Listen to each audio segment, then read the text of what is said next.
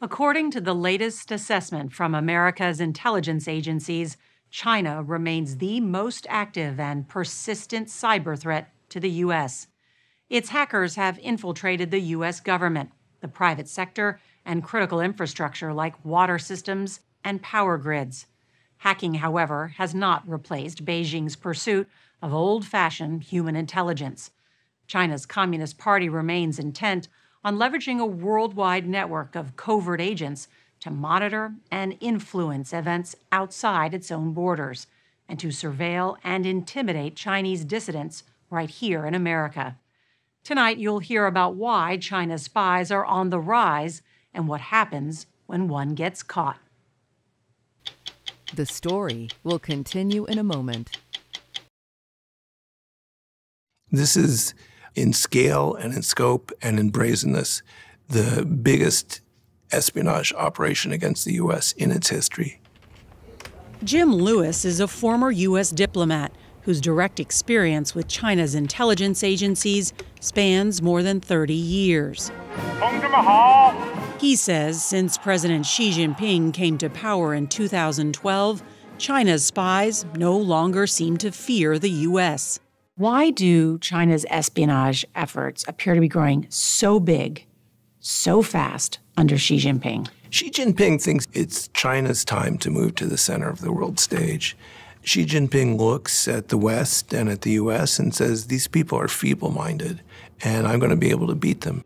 It may not be a household name in the U.S., but according to Lewis, China's Ministry of State Security, or MSS, is now the largest and most active spy agency in the world.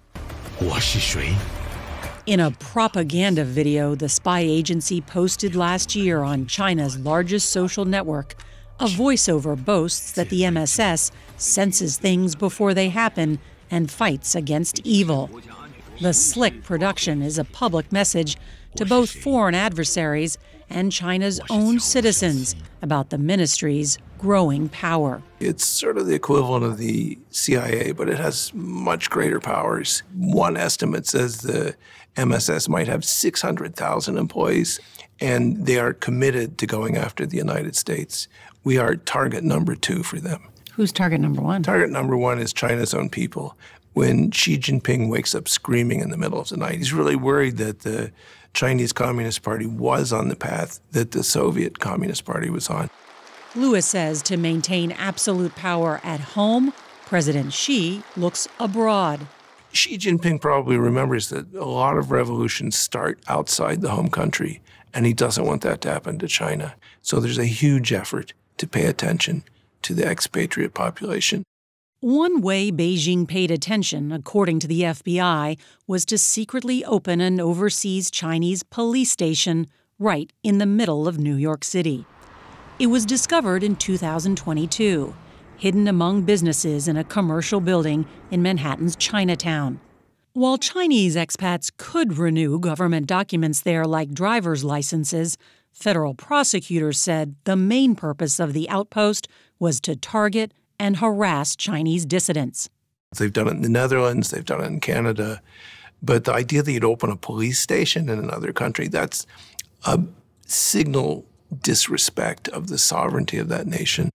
After the station was shut down, 2 Chinese Americans who allegedly opened it were charged with conspiracy to act as unregistered foreign agents of China. In total, over the last 5 years, the Department of Justice has indicted more than 140 people for felonies related to harassment, hacking, and spying for China within the U.S.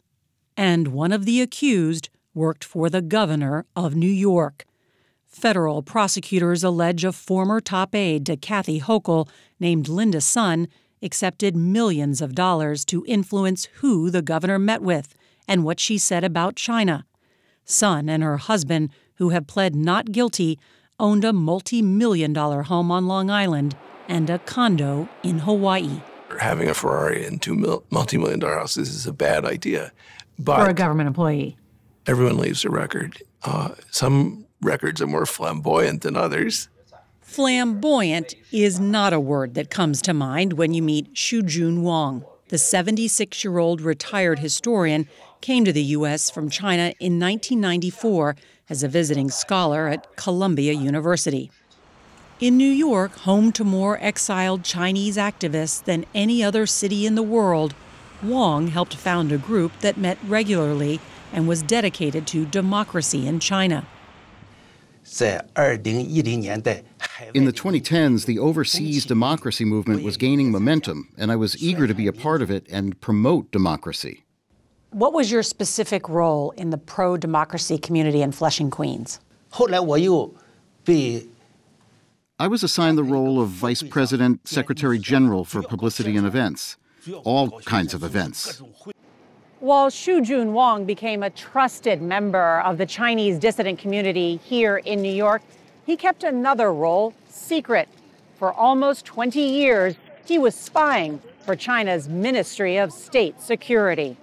Did you take notes about who attended these meetings and what they said? Yes. When did you start sharing that information with China's largest intelligence group? That is a very big misunderstanding. In 2022, Shu Jun Wong was indicted by the U.S. Department of Justice for sharing dissidents' names, contact information, and private conversations at the direction of the MSS for 17 years. When we spoke with him in February through an interpreter, he was at times combative and disputed basic facts of his case.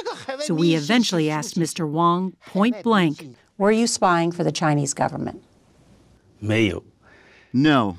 Throughout the entire trial, they were very careful. They never used the word spy. Just look at the record, and you'll see that. We did. And while lying to 60 Minutes may not be a crime, lying to the FBI is. Mr. Wong repeatedly told federal agents he had no contact with the Ministry of State Security. But according to federal prosecutors, he met with these MSS officers in China, and they offered him plane tickets and helped his family with a business dispute.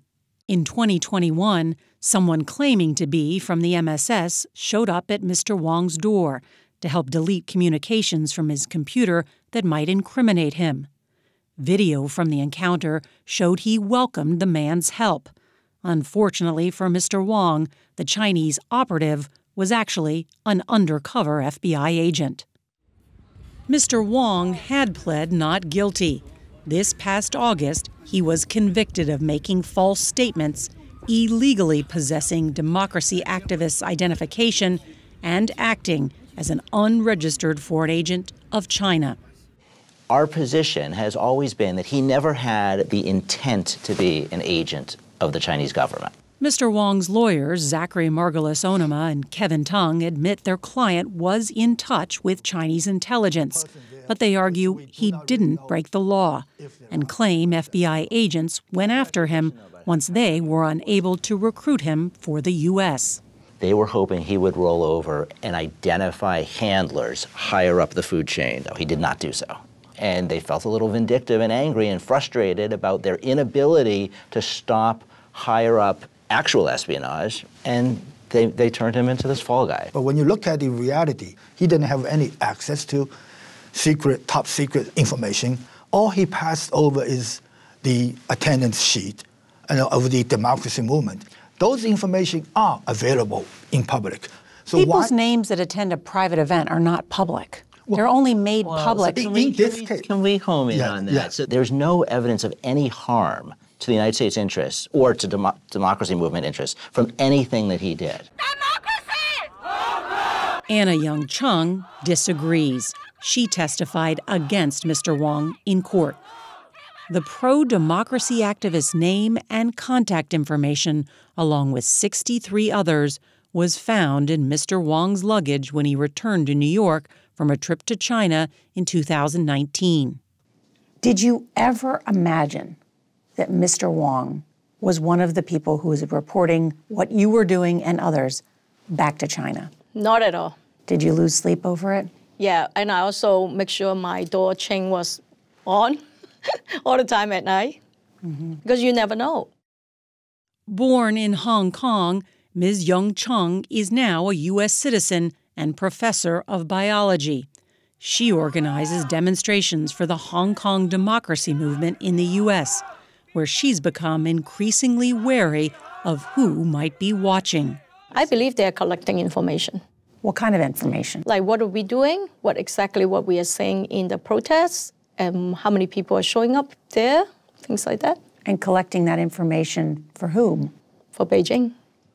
Why do you think China goes to such lengths to spy on pro-democracy activists here in the U.S.? This is their tactics, right? They try to silence you, harass you, or intimidate you so that you stop what you're doing. They want to cripple me and cripple my ability to advocate for Hong Kong. Anna Kwok now runs the pro-democracy organization that Anna Young Chong co-founded. Because of her outspoken activism, the Hong Kong government has placed a $130,000 bounty on her head. So every single day I wake up, I open my social media, and then I would see people talking about how if I keep talking here in the United States, they will come kidnap me and take my body to the Chinese consulate so that they can send me back to China. How are you viewed by the Chinese government? If I do go back to Hong Kong, it's going to be life imprisonment. So basically, they see me as a traitor, as someone who betrays the Chinese government and the Hong Kong government. And what's the crime you've committed? They think that fighting for democracy, wanting a say in our own future is a crime. The United States is known as the land of the free. Do you feel free here? Honestly, with China's long-arm repression, it's difficult to feel free anywhere in the world. The thing about the Chinese government is that you can leave the country, you can leave the territory, but you can never actually leave their governance. After we met her, Anna Kwok's father and brother were arrested in Hong Kong. She is currently seeking political asylum in the U.S. In March, the Trump administration announced sanctions against officials in Hong Kong who have targeted her and 18 other prominent activists living abroad. As for Shu Jun Wong, on April 14th, a federal judge sentenced him to 3 years supervised release. He spared Mr. Wong prison time because of health problems, including cognitive decline. But the judge reiterated he had committed serious crimes against the U.S. He was an agent. He worked with the Chinese government to identify targets for them to surveil and compromise. According to China analyst Jim Lewis, there's still no substitute for on-the-ground human intelligence, even if Mr. Wong was an expendable asset for China's top spy agency. Not exactly James Bond. Definitely not James Bond. Definitely not. That's the scary part, though, is that the Chinese are very good. And so he was not number one on the list of assets to protect. That means there are other assets who are being protected.